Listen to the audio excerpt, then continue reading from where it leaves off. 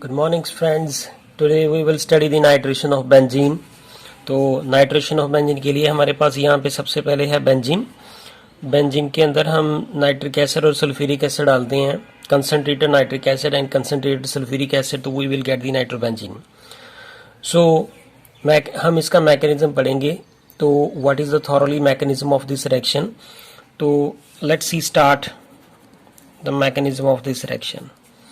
तो see here that first of all this is the reactant, इसको हम reactant बोलते हैं. ये प्रोडक्ट है, ये हमारे reagents हैं. तो you know that very well that reagents are the reactive. तो अगर हमारे पास ये दोनों एसिड हैं, this is the nitric acid and this is the sulphuric acid, तो अगर ये दोनों इकट्ठे प्रेजेंट हैं, they are reacting with each other, तो दोनों में से किसी को तो बेस एक्ट करना पड़ेगा. एट लीस्ट दोनों इकट्ठे तो एसिड एक्ट कर ही नहीं सकते.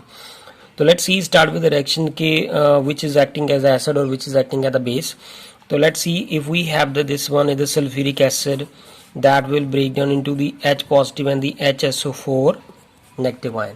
तो ये सल्फ्यूरिक एसिड ब्रेक डाउन करके देता है. अगर हम यहाँ पे ये जो नाइट्रिक एसिड है उसको मैंने ऐसे लिख लिया HONO2 और इसके बीच में जब हम सल्फ्यूरिक एसिड का ये जो H पॉजिटिव इसने दी है ये डाल देंगे. तो ये नाइट्रिक एसिड है, हियर इज H, यहाँ पे NO3 है.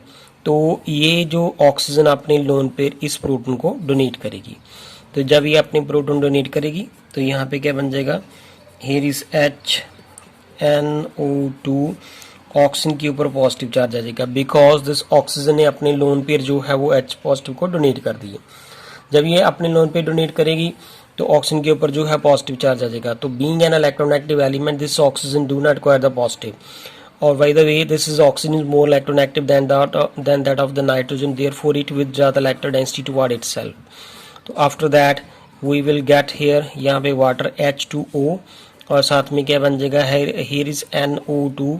तो ये वाली इलेक्ट्रॉन डेंसिटी जो है NO इसने अपनी तरफ विथड्रॉ करी है, तो नाइट्रोजन के ऊपर कौन सा चार्ज आएगा, पॉजिटिव. तो इस टॉपिक को, इस जो स्टेप है इसको हम क्या कहते हैं, जनरेशन ऑफ इलेक्ट्रोफाइल. तो जब हम नाइट्रेशन ऑफ बेंजीन पढ़ते हैं तो सबसे पहले ये वाले जो स्टेप चल रहे हैं अभी, ये दो स्टेप है, इसमें हमने ये अभी क्या किया, जनरेशन ऑफ इलेक्ट्रोफाइल.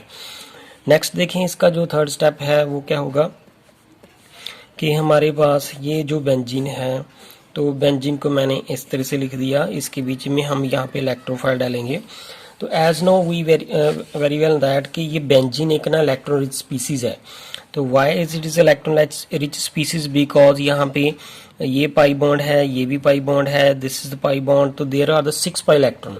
तो therefore electron density cloud is above and below the plane of the ring and therefore this is called electron rich species. तो ये इलेक्ट्रोफाइल है. तो इनमें से 1 2 3 ये 3 पाई बॉन्ड हैं, जो इनमें से कोई भी पाई बॉन्ड इस इलेक्ट्रोफाइल को अप्रोच करेगा. तो लेट्स सी अगर ये वाला पाई बॉन्ड इसको अप्रोच करता है तो no what we will get here, we will get here is H, here is NO2. इस कार्बन के ऊपर पॉजिटिव चार्ज आ जाएगा बिकॉज ये वाला जो बॉन्ड है वो इस कार्बन से ब्रेक कर गया. जिस कार्बन से ब्रेक कर गया उसके ऊपर कौन सा चार्ज आएगा, पॉजिटिव. तो ये वाला पाई बॉन्ड ब्रेक करके इसने, इस कार्बन ने और नाइट्रोजन ने आपस में कौन सा बॉन्ड बना लिया, सिग्मा बॉन्ड. तो यूजुअली हम इसको, जो ये वाला स्टेप है इसको हम सिग्मा कम्प्लेक्स फॉर्मेशन भी कहते हैं. It is called the sigma complex formation. तो आफ्टर दैट ये कार्बोकेटाइन भी बन रहा है यहाँ पे, क्योंकि कार्बन के ऊपर पॉजिटिव चार्ज आ रहा है, that's why it is also called the carbocation. So after that हम रेजोनेटिंग स्ट्रक्चर भी शो कर सकते हैं. Let's start with the resonating structure. वैसे इसका लॉस ऑफ प्रोटॉन यहाँ से भी हो सकता है. तो if we draw the resonating structure of this, तो let's see what are the different resonating structure of this one. So अगर ये यहाँ पे है तो ये वाला जो पाई बॉन्ड है अगर यहाँ पे शिफ्ट कर जाए तो देयरफॉर इसका नेक्स्ट स्टेप क्या बनेगा, हियर इज HNO2. यहाँ पे पॉजिटिव चार्ज इस कार्बन एटम के ऊपर आ जाएगा, ये बॉन्ड यहाँ पे शिफ्ट हो जाएंगे. आफ्टर दैट यहाँ पे पॉजिटिव चार्ज है तो ये वाला पाई बॉन्ड भी यहाँ पे इलेक्ट्रॉन डेंसिटी डोनेट कर सकता है. तो therefore we will get this one, here is HNO2, इसके ऊपर पॉजिटिव और ये यहाँ के यहाँ आ जाएगा. आफ्टर दैट देखें 1 2 3 है, जो इन तीनों की जो ओवरऑल स्ट्रक्चर है वो क्या बनेगी. यहाँ पे हमारे पास ये है जी H H जो है H यहाँ पे NO2 है, तो यहाँ से ये जो पॉजिटिव चार्ज है यहाँ पे देखें, ये पॉजिटिव चार्ज यहाँ से स्टार्ट होके इस कार्बन एटम तक आ रहा है, तो therefore we will start from here the positive charge यहाँ से लेके यहाँ तक आएगा। तो this is the resonating structure जो है वो हमने बताई है, तो ये उसकी ओवरऑल स्ट्रक्चर है। तो लास्ट स्टेप जो क्या रहता है हमारा, लॉस ऑफ प्रोटॉन।